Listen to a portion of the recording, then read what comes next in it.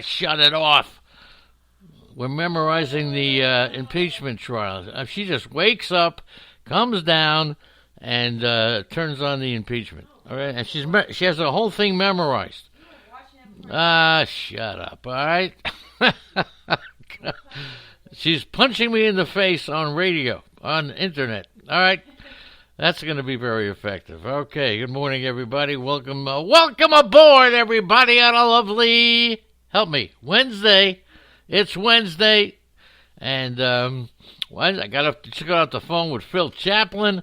Guess Roberta, kiss my tushy.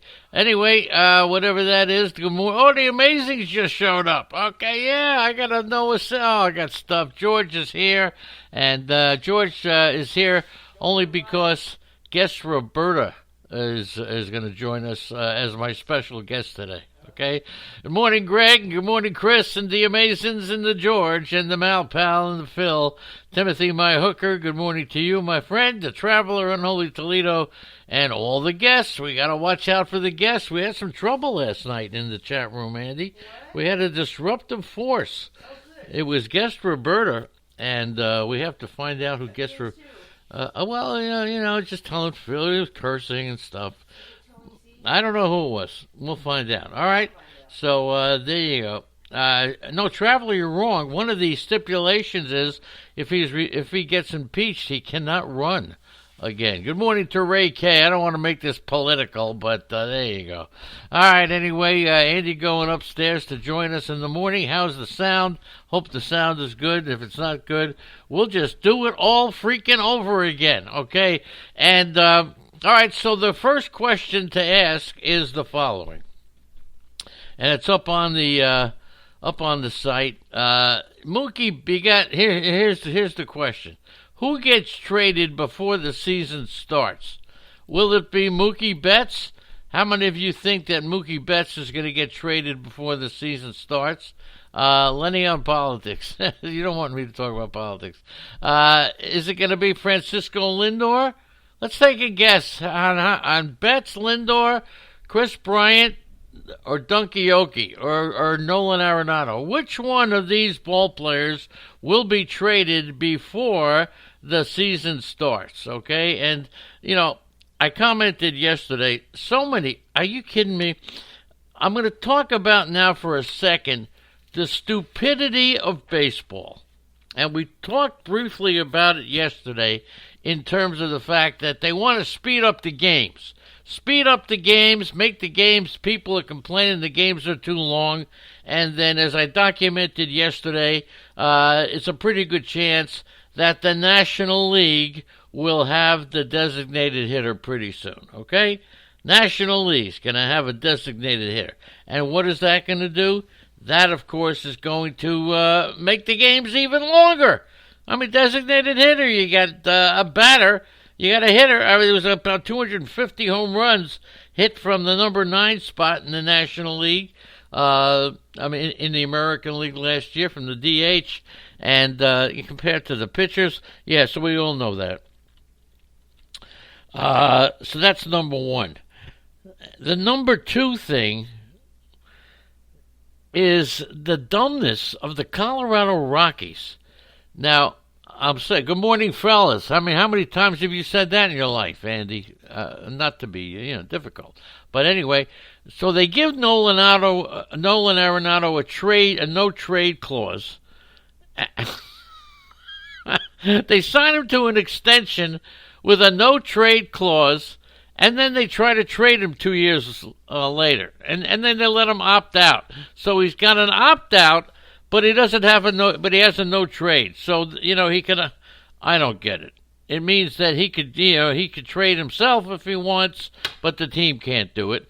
And then the team, knowing that he has a no trade clause, they start marketing him. Now, I'm going to disagree with both Jim Memolo and Jim Bowden, two people that nobody respects more than I do. I mean, let me tell you, I love these two guys. They're fantastic. But I must disagree with them. They criticized Colorado for going out there and disrespecting Arenado, knowing he has a no-trade clause. They're out there marketing him, but they know, and here's the reason. This is where I disagree. Colorado knows they're going to have to pay Arenado to get rid of the no-trade clause. The amount of money they'll be willing to pay probably depends on what they can get in a trade. If they can get big-time players for Arenado, good morning to DK Lush. If they can get big-time players and make a great deal for Arenado, they're liable to give them a little bit more. So I'm going to kind of disagree on that.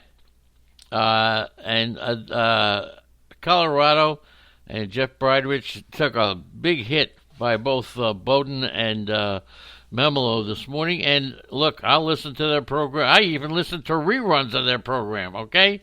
But it's pretty interesting. I just got something from Guess Katerina, okay?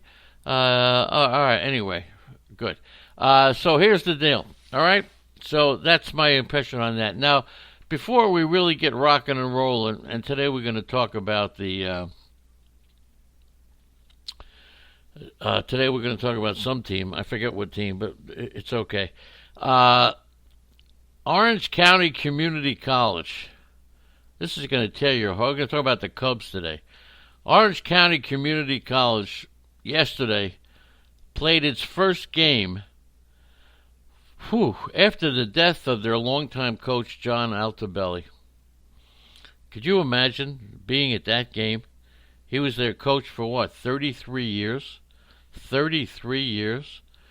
So I'm just going to take time out just to regroup here. After reading that this morning, I'm telling you, I know the Kobe Bryant thing is horrible. It makes you cry. But this is 33 years, and they had to play a game without their coach. I don't know how anybody could deal with that. Or one other thing, I don't know if any of you guys heard about this, but baseball signs stealing scandal is now starting to interfere with fantasy baseball. And here's the reason. We all know that DraftKings and Major League Baseball have linked up to promote DraftKings. And DraftKings is, unlike Tito Luna, all right, DraftKings is questionable. Unlike Tito Luna, who is unquestionable. Doug Boyle has joined us. Good morning to Dougie. So here's the thing. They have combined, and they're advertising, all the gambling and everything else, but they're advertising it with a level playing field, right? A level playing field. Come place your bets. It's a level playing field. Do your homework.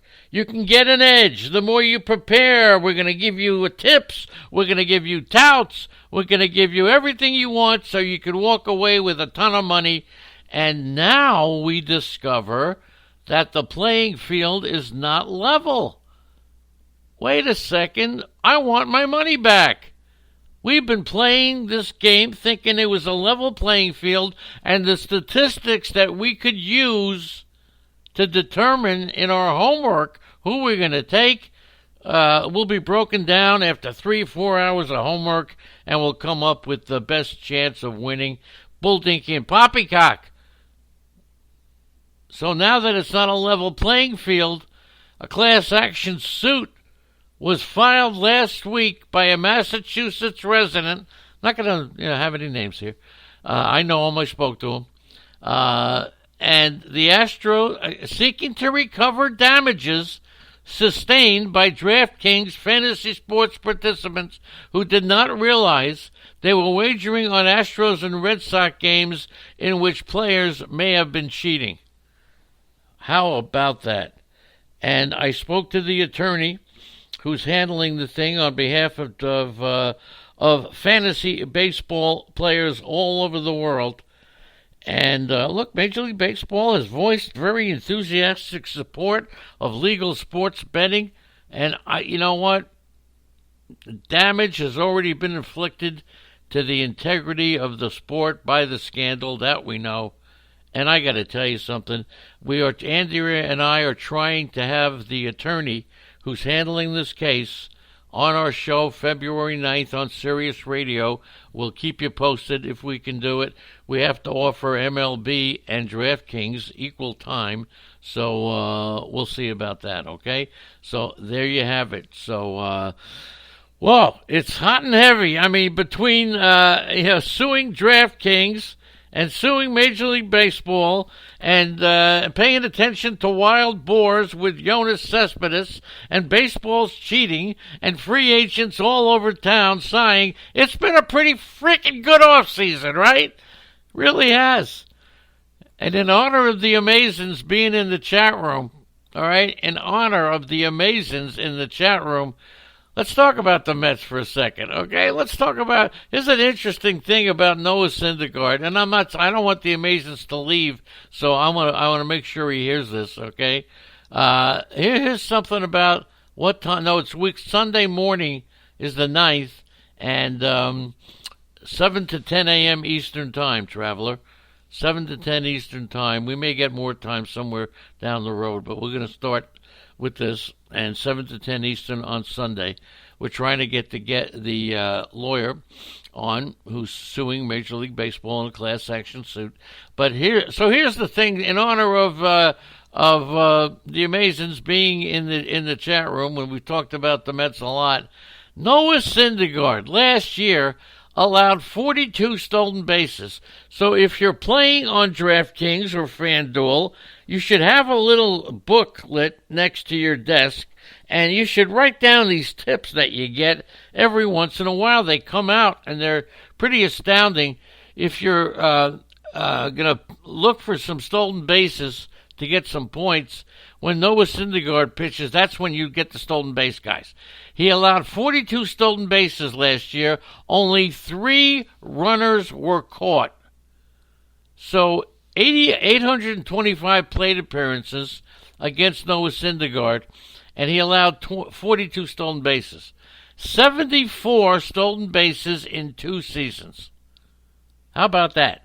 So anytime Noah Syndergaard is on the mound, you can bet your sweet bippy that somebody's going to steal some bases. Now, you want to put that in perspective. Clayton Kershaw's entire career, he has faced almost 9,000 batters and allowed 68 stolen bases. So you got Clayton Kershaw facing 9,000 batters, a little bit less, 68 stolen bases. Noah Syndergaard, 825 plate appearances, 42 stolen bases. You got that? And it's not the catcher. And he's going to blame, this is why. Oh, you kidding me? It's not me. It's my catcher. It's my catcher. I don't care who you got, Johnny Bench behind the plate. All right? That's not a catcher thing, okay? It's not, and he's blaming it on Wilson Ramos. Give me a break, man. Wilson Ramos. Signing yesterday that I'm not happy with. Mitch Moreland signs a 1-year, $3 million deal with the Red Sox. He became a free agent. His contract expired earlier in the offseason. He had $250. He was the starting first baseman on the Red Sox that won the World Series, but he's expected now, and they're saying, to split time with Michael Chavis at first base in 2000. I like Chavis. 25 to 30 home runs this year. And he can play some second base, too. And with Pedroia not coming back, we'll see what happens there. If you take a look at the Red Sox situation, now that Pedroia appears to be, I think he's retired, Peraza will play second base, and I think Peraza is going to be great. So I want to see Michael Chavis play first base exclusively for the Boston Red Sox. I think he's going to hit you 25 home runs, and now you can really get Chavis pretty cheap, because there are some people that'll think that Chavis also going to play second base, but I'm thinking that Peraza is going to. He's one of my sleepers. Peraza, one of the sleepers. Okay, according to Lou Merloni from 3WE, well, actually, WEE. 3 WE's Cleveland. The Red